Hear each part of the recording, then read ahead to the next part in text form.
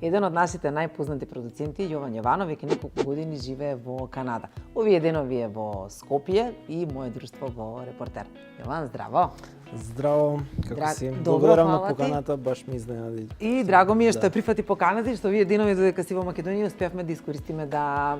Точно и дека сум прв пат нели во така баш како што си прв пат во емисијава на Репортери, тоа ми е поголем предизвик затоа што знам дека ќе имаме супер муабет. Прво ќе те прашам до кога си тука и зошто дојде? Имаше некоја посебна причина или онака те фати носталгија некоја па си рече ќе видам? Па така се погоди, не очекував.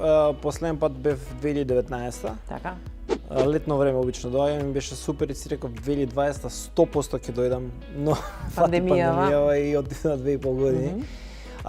Некако февруар ми беше по, да речеме, лабав месец за работа со музика и искористив да си земам пауза еден месец. Баш дојдов на Свети Валентин и ќе одам на 8 март. И добро, кога ќе дојдеш во Скопје 2019, рече последен пат си бил, па фати пандемијата, ти се скршил филмот нели повторно за доаѓање, кога ќе дојдеш во Скопје, што си писи слободно кафе. Додека трае емисијава, кога ќе дојдеш во Скопје, чешко. Оладено е. Не, тамане, дека е вреќе, да. Кога ќе дојдеш во Скопје, после подолго време, 2-3 години, што си викаш, добро што отидов за Канада, те фаќа носталгија или... Па не носталгија, види, највеќе што може да фали е пријателите, другарите, роднините, со ние што си поминувал цело време заедно, што се дружил, нормално си изградил еден живот. Луѓето се тие што уствари ти прават носталгија, така? Нема да ти фали некоја улица или нешто, ама ќе ти фалат пријатели. Така да и тоа мене што највеќе ми недостига тука. Понекогаш си како да одземам одреден број на луѓе да ги преселам таму, супер ќе ми биде. Добро, ако ќе размислиш дека ете таму добро успеа да се снајдеш, ти имаш многу повеќе од ова што ги имаш тука, зборувам во однос на бизнисот, си викаш има ли фајда од носталгија? Може би подобро што ти да во види, од перспектива на тоа што јас сакам да работам и да нема потреба од носталгија, но перспектива нели така речем за дружба, за луѓе со кои си израснал, со кои си изградил некое минато, фино е да ги гледаш, значи почесто да си контакт. Среќа имаме социјални мрежи, па се пратиме, збориме секој ден. Тоа е нешто што е нели предно сега, него порано во минатото, тоа било многу потешко.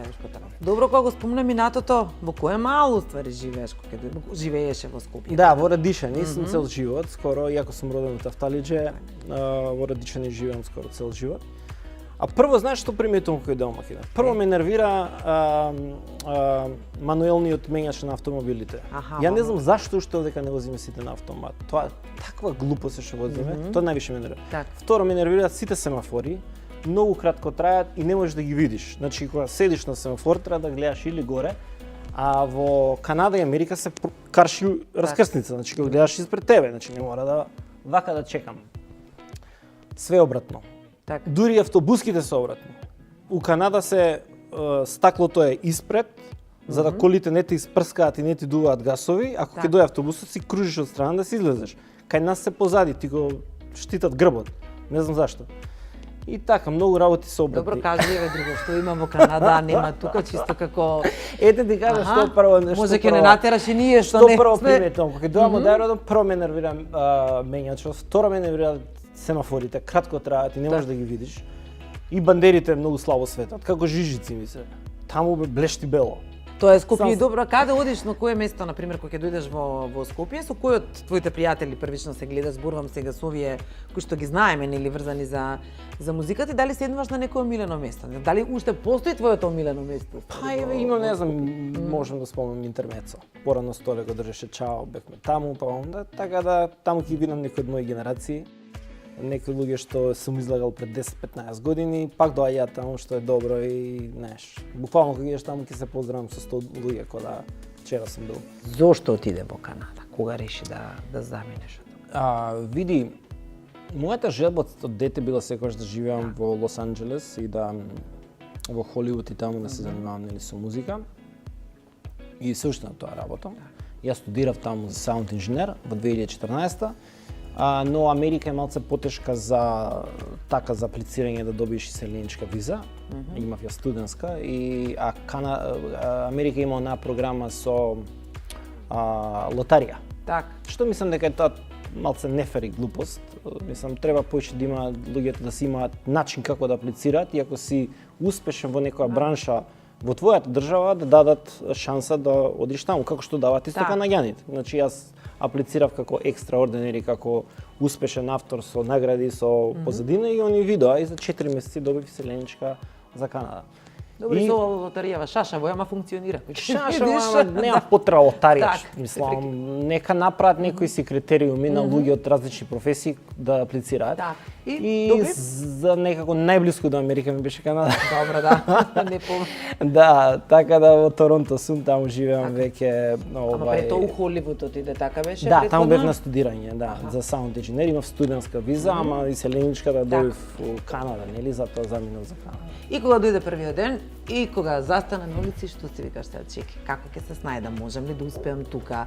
Музички тука важеше за еден од најдобрите продуценти и ден денес мислам дека го имаш тој епитет, ама колку беше тешко сега да се адаптираш таму, па и да се докажеш и да почнеш да стекнуваш. Така, ја имам сватено дека секој почеток без разлика каде исти.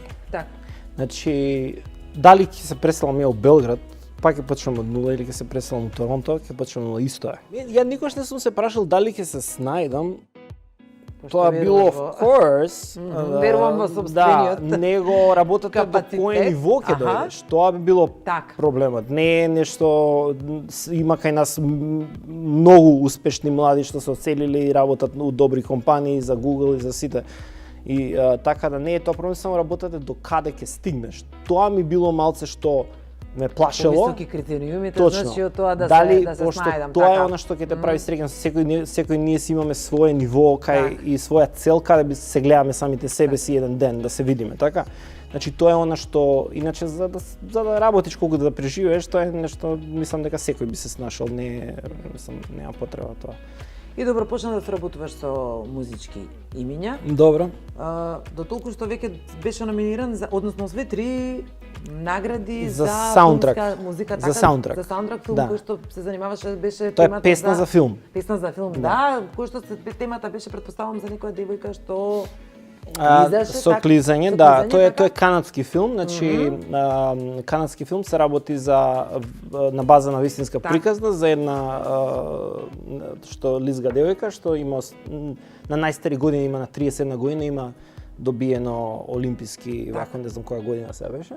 И требаше да се направи песна која ќе биде малце поп со филмски елементи. И така да тука си го употреби своето моје знаење, зашто имам и класична академија, воедно имам и знам и модерни жанрови. И ете, филмот влезе некои фестивали во Америка, земавме за саундтрак на American Golden Picture. Земавме во Онтарио како провинција вако на филм фестивал исто како за саундтрак. Во Венеција исто беше, имавме некои номинации, кај што не земавме, али пак е успех да влезеш да си. Номинација за Холивуд? Да, Music Award, тоа беше за... Види, тие сите манифестации се добри и сите се одскочна даска, не се најголеми, да знаеме кои се најголемите. Сонот е Греми, претпоставувам. Греми и Оскар се сонот за сите. Дај Боже. За сите, него амо вие се добри за да почнеш некаде, знаеш, овакво за да упознаеш луѓе, за да утре имаш шанса некој да ти нарача саундтрак за поголем филм, па да може тој филм да се пласира или на повисоко ниво. Пред да те прашам за... Ќе те вратам сега малку од Канада, ќе те вратам во Македонија. Ајде, повели. Што си впрочем и тука. Пред да те прашам што мислиш за македонската естрада сега, што мислиш за песната која што ќе представува Македонија на Евросонг? Па слушнав многу малце од песната, не можам да вакво и мислам дека девојката многу добар вокал има. Сериозен вокал има и песната звучи кој што треба. Виктор исто го слушнав зашто имаше најмногу нели реакции зашто не победил он. Видов дека разликата е Виктор има по-хитовска песна, да речеме, по тренди, по нешто за клуб и затоа можеби кај народот нели остави впечаток. После што се случи, знам дека имаше гласање. Одлучи жирито на крај. Жирито на крај и нормално луѓето не беа задоволни како и секогаш кога жирито одлучува, луѓето се незадоволни. Така да кој од нив двајца мислам, другите ги немам ни слушнато.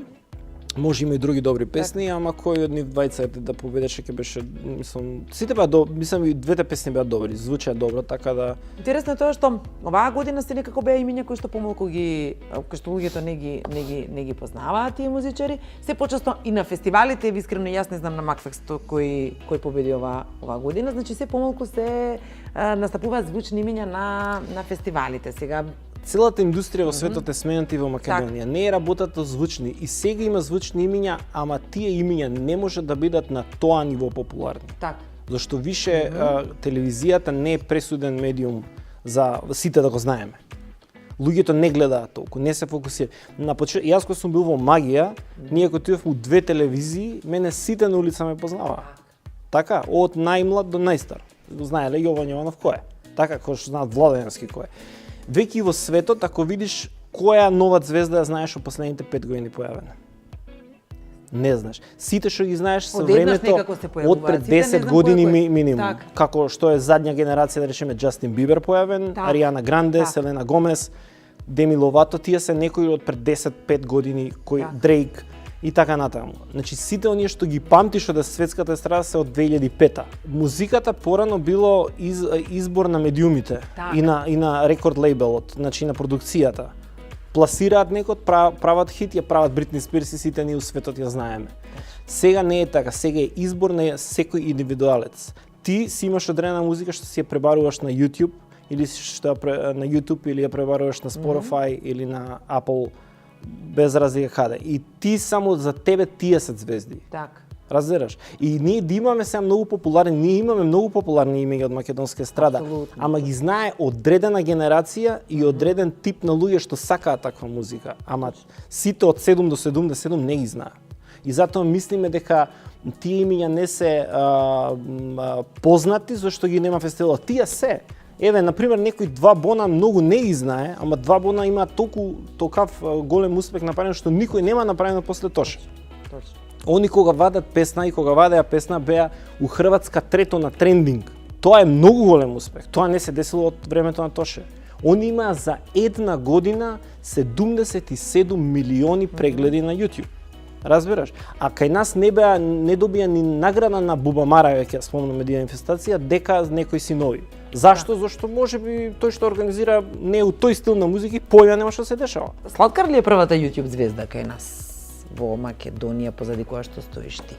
Како имаш осет дека ќе... Да, тоа беше првиот момент јас кога сватив дека веќе можеме и без некој голем медиум.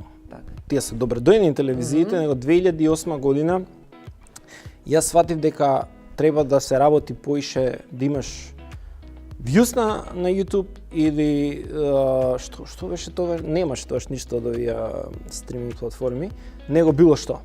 Јас го приметив Сладкар на YouTube дека има некои песни што буквално со лош квалитет на спотови, стаено од мало и му имаа под 100-200 илјади. Ја викам, он да има професионален спот и песна која што треба, има тоа 2 милиона. Да. Што јас тогаш како пејач, иако бев популарен, моите, ако се гледале 700-800, он имал 200, а никој не го знае, само одредено, викам, ова е, он ќе ме помине за една недела, ако има кој што треба, менаџерски. И он беше првиот мој артист и потпишан на база на YouTube. И мене ништо не ме интересираше. Ние за 3 месеци кога го издадовме албумот, го продадовме Антички театар увако. И ако му кажав, кога видов како иде стрим, ја викам, ние ќе направиме Антички. Ниедна телевизија до тогаш немаше објавено. Ниедно радио немаше пуштено, ништо. Ние 3000 карти продававме на Антички за 3 месеци после издавањето на песната Шопинг. Тоа беше само еден спот и албум и сите ги знаеа песните. И ја викам, окей, веќе се менја целата слика. Тоа во исто време му се деси на Џастин Бибер во Америка, тогаш Скутер Браун го најде менаџерот и во исти период он исто го пронајде од YouTube и јас ги гледав интервјуото што вика дека кога го носел по издавачки куќи и му рекле, што има врска кој го гледа тоа? А уствари стана најголема звезда, значи... Од каде тој осет дека музиката и уметноста може да се материализира на тој начин, значи да не биде само музиката како уметност, него да се уночи на тој начин. Од каде тој осет за кога прв пат свати дека те бива за тоа? Јас не сум знаел што е бизнис и како функционира бизнис. Едноставно сум имал некоја визија што сакам и сум одел по тоа. Јас на Макфест ние со Магија победивме 98 година. Ја 97 кога пеев на прв пат на Макфест, бев најмлад кантавтор, дебитант таму, завршив 17 од 20. Ама ја тачно гледав што публиката сака. Точно кај се палат на аплауз.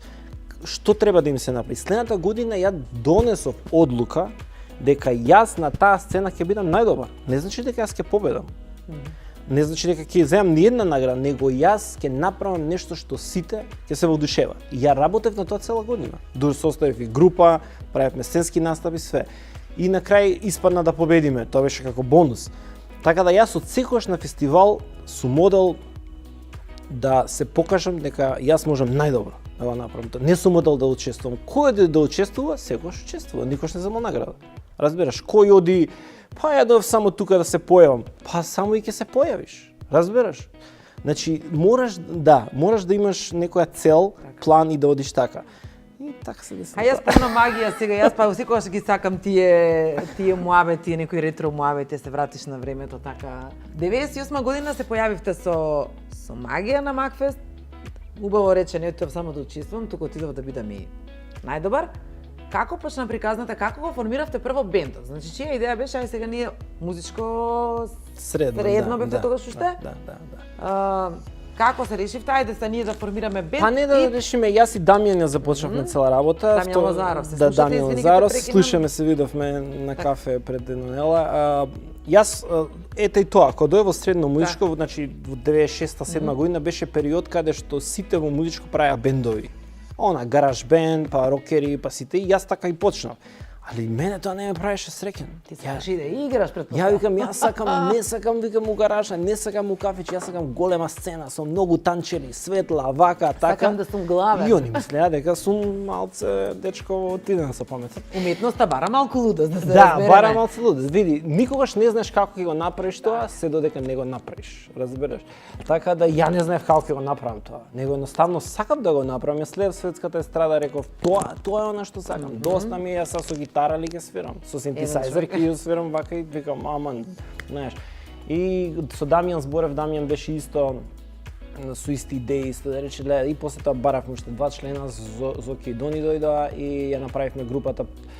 Почнавме да вежбаме у балетско, ни од добрија сала, па балерините ни помагаа за првите кореографии. И беше све интересно. Правеше кореографијата, извини, ние чикори. Па почнавме и сами, ама ни помага и нашите другарки. Многу беа модерни во тоа време, ги следевте трендовите. Да, ги следевме и цело време се спремавме и беше тоа као малце шок за цело музичко, пошто као што прават се овие сите ние тука свириме инструменти, групи, бендови, а ние денсаме. Добро. и пееме. И целиот саунд на песни што го сакав тогаш беше многу поразличен него било што беше на естрадата и единот Дарко Димитров можеше да ме свати у тоа време. И мислам дека го долови она што го сакав. Истиот оној град кај што го убедуваше градоначалникот Захариев дека односно те убедувал дека го вратил сјајот на Макфест. Каков сјај го вратија? Се да те вратам кај Љупчо Захариев или уште малку да позборуваме за Магија? Како сакаш, побати се кај уште малку за Магија, па после околу... Така Магија, успеа супер, имавме некои хитови, имавме некои концерти. Не, имавте повеќе хитови, добро, сега бев јас пак ти го кога ги правев и прашањата, пошто 98 година сега еве и ние во тоа време, нели, тогаш мислам дека во тој период имаше некоја експанзија на македонската музика и генерално сите кои што настапуваат тогаш на музичката сцена правеа хитови. На времето кога настапувавте со Магија имаше само 2 фестивали или 3 фестивали кои што се чекаат цела. Па види, па тоа и после и така и продолжи. Од сегаш биле 2-3. Па да. Скопски фестивал, Макфест и Охридски. За забавни и сега. И само тие три ги чекате. Скопскиот беше на паузи, те постои и така. Макфест добро тераше. Многу почна тогашната влада да се меша у фестивалите безпотребно. Тука и ги доупропастија фестивали, што сакаа да вратат нешто што не е можно. Им текна да враќаат некој стар сјај. Тоа е исто како да им текне сега на Samsung да враќаат фиксен телефон. Разбираш? Значи не може. Треба или да прифатиш што носи новите работни, им текнало оркестар да има, одлука од влада, изгласале на вакво министерство, мора да има оркестар. Значи тоа е исто како да ти обяснам, како да ајде од утре да ни текне да не ги користиме телефониве мобилни, само да збориме на фикса. Мислам, разбираш, луѓе кои не се професионалци во музиката се умеша во музиката. Јас се согласувам дека владата, Министерството за култура, општина треба парично да помага за фестивалите, за културата, како што помагаат и за спорт, ама не да се меша у одлуките какви песни да се прават, дали да биле со оркестар свилени или не, дали некој си стар сјај или мислам... И што му рече ти тогаш кога ти рече јас го враќам стариот сјај на... Да, се имавме после Макфест кога ние го работевме, мислам дека тоа беше за последната година дека пејачите го памтат како добро организиран и после тоа кога го превзема нели Министерството за култура со ваквото, едната година беше катастрофална последната и јас стварно ми беше жал. Значи ја више не планирав во животот да пеам на Макфест, окей, бев директор, ама ја не планирав да пеам, не планирав мои песни, него ми беше жал на нешто што сме го граделе, ја од 97 сум настапувал, сум имал секоја година песни таму. Нешто доја да, мислам, веќе да изгуби фанови, децата више престанаа да одат на Макфест. Од една фама се створи на ништо, не се следеа трендовите, не се следеа новите имиња, него едноставно све враќа некоја носталгија што им фалело од порано, што беше многу погрешно. Тоа сакав да го овако, и ако збориш со некој што нема врска со музика и ти кажува дека ама сега види ние како го направивме, ова не се споредило со ова, не викам, кај го направивте? Која песна има views на YouTube? Ти рекам, која е таа, викам, хит песна? Зашто, викам, тоа што потрошиле поише пари, тоа име на нив дека го направиле многу подобро. Нема врска. Па јас кога го правев Макфест, буџет имаше 37.000 евра. После они кога го правеа, 100.000 евра имаше буџет. А имаше послаби имиња и послаби песни. Каде они го... Ниедно радио не пушташе ниедна песна, мислам. Така да не може да се објасниш, секој се меша кај што не треба, кај што не му е местото. Па затоа реши да си отидеш. Како ги коментираш високите парични награди кои што се дава на фестивалите? Мислам дека најголемата реакција беше 20.000 евра кога зема Соламбе. Да. Па тоа беше првиот фестивал. Види, ја бев единиш од состанокот, имаше состан до Министерството за култура, бевме собрани едно 20 музичари да ни ги соопштат новиве правила. Менаџери викнавам таму, пошто ја бев и менаџер на продукција, кога да ги соопштат. Ја реков дека тоа е најголема глупост. Иако сите рекоа, сега ќе ги дигнеме фестивалите на многу јако ниво, пошто кога ќе даеме 20.000 евра, види, ко прво, не постои, у светот не постојат вакви фестивали, што има прво место. Евровизија едини, ама Евровизија само прогласува еден, зашто да се знае кај ќе се организира. Они не даваат награда за второ, трето, не даваат жири за прво, второ, трето, нема најдобар текст награда, нема најдобар аранжман, зашто не постои најдобар текст и најдобар аранжман. Тоа е ствар на вкус. Постои најслушана песна, најгледана на интернет, тоа да, постои најпродавана, ама не постои најдобра. Значи, јас од секој што сум свикал дека треба да е ревиално или да се даат тие пари да има подобар хонорар за да се нарачаат подобри песни, место се крати хонорарот, па сите нека си ги поделат тие 20.000 меѓу... По нови начин правиш и раскоп меѓу колегите на музичката. Второ, јас се смеев баш тогаш кога Соламбе требаше да учествува, викам не ми се верува, викам сега што ќе се случи? Викам некој ќе победи со 200 гласа, викам. Пошто викам, кого му е гајле да гласа за македонски фестивал преку порака? Тоа време, значи никој не може гајле, ќе праќаш ти порака на фестивал. Така се деси. Ние победивме со 120 гласа. Земавме 20, значи катастрофа. Значи некој за да одобри таа награда треба прво да направи истражување, да рече, чекај, колку е заинтересираноста на публиката, ако видиш дека заинтересираноста само 100-200 гласа, па не можеш да даеш такави награди. Онда да ги за нешто друго. Не разбираш, ама кога да кажеш? Твоето име беше поврзано и со претходната политичка... И сега нормално, си ги прифатиш условите. Така, добро, ајде, еве. Вика е добро, вика е да. Твоето име беше поврзано со претходната политичка гарнитура, особено на големо се пишуваше дека поранешниот премиер Никола Груевски забранил твоја песна да бидеш автор ти на... Имаше многу гласни такви што дојдоа до мене. Види, јас имав до сега може 8 нарачки од ВМРО да им направам кампањска песна. Иако они кога стана поеки нарачуваа по 3-4 песни, за да не ја утнат хитот, и стално мојата бира. И сите ги плаќаа. Јас знаев неколку години кои, ајде не ги именувам мои колеги, на тој му нарачале песна, на тој му нарачале, на мене ми нарачале и на четврт му нарачале. И на крај кога ќе се сними демо, пак мојата им се свијала највише. И ја 8 пати поред мојата песна вако. Види, мене кој да ми нарачал, јас бев професионален, зашто не одам тоа го правам за пари, јас не одам на митинг без пари, јас знам зашо одат луѓето воопшто на митинзи, мислам. Тоа е тако губење време, ама ова али се ако си платен за тоа, се согласувам да одиш.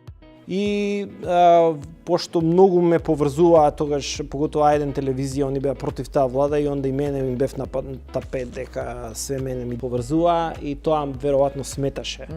Рекоа, пошто ако го мисла тој дека е автор кој работи за песните на ВМО, дека е глупо тој да оди. Така да беше соопштено на... Есма Реджепова сакала твоја, ти да бидеш автор на... Да, на таа песна. Година кога беа Есма и Владко Лозановски. Да, и мојата песна као ја избра и после тргна, зашто да не речат сега пак новинарите, пак ајден ке збори, еве, пак му даде на Јован. И сватив дека цела смисла овдека да се бавиш со некој си бизнис и да си успешен, или ќе е политички поврзана. И од тогаш викам, ја не знам стварно, ги уништуваат фестивалите, му прават глупости, му испомешале работи. Па и јас се погодив на првиот фестивал, добив награда, Коза Белја, бар на вториот да земе, па немаше да бидам вако. И како се вика, и сватив дека не можеш да работиш опуштено тоа што го сакаш. Не можеш да го... Зашто? Зашто ја на Макфест не сум победил еднаш. На Скопски не сум вако ја, еве, од 2002 бе второ место со Елвир, вако од 2004 со Тоше победи. 2006 со Адриан Гаджа бе второ, после уште еднаш има второ, па со Владко, значи јас сум победил едно 3-4 пути и второ место сум бил 3-4 пути у року 10 години и на Макфест сум имал 4 први или како беше 4 втори и 3 трети награди, значи за 12 години секој година по една. И тогаш јас за тие фестивали на Скопски само дипломи имав. Знам една година да диплома. Следната година 0 денари, 0. И се од денаш јас победувам. Зашто он победил? Па добро, кој победувал уназад 10 години? Не било, јас се појавив сега, дојдов од негдека аутомеханичар и се сум победил, па се чудат. Што се чудат? Јас толку награди имав пред тоа. Ама не им сметаше, па што имав дипломи и 0 денари. Е сега прв пат кога се добил, Зашто се добил? Зашто се добил? Добро. Последното прашање околу фестивалите, претпоставувам го знаеш, беше оно околу тоа што беше обвинет за компјутерски криминал за гласовите, така? Не бев обвинет, бев осомничен. Осомничен, сори, да. Да, беа осомничени неколку, меѓу кои мене, и се виде дека немаше никаков компјутерски криминал. Ама ти тогаш беше веќе во Канада отиден или? Бев во Холивуд. Во Холивуд, извини, значи во Холивуд, додека беше во Холивуд и дека... Да, од денаш се разбудив едно сабајле, ние сме таму 9 месеци, 9 сати поназад. И се разбудив, гледам пораки, што се десело, и како некој умрал, разбираш, мислам. И гледам сите, ми пишале, брат, шо е ова, ваму таму, и... Океј, беше да се провери. Океј, како беше да се справиш со лошите коментари? Предпоставам дрве и камења се... Зашо да се справувам? Кога си далеко од тука? Па не беше у Македонија може би потешко ќе го доживееш. Зашо да се справуваш? Ние ниту имавме компјутерски криминал, ниту нешто хакери сме плаќали, они го направија тоа дека некој сега купувал тука компјутери ваму таму, зашто да купуваш компјутерче? С цела естрада, од кога победивме Ламбе со 120 гласа, си почна си купува картички. На легален начин си одиш ти у VIP си купиш картички или кај било си, платиш и кој на фирма, кој на вако, и почна луѓето да се такмичат кој поише картички купи, не кој ќе направи подобра песна. И јас после тој фестивал и си заминав. Сватив дека ова ќе биде више, нема да има никаков квалитет, него ќе има, ќе се такмичиме. Така да сите купувале картички, тоа се виде и big deal.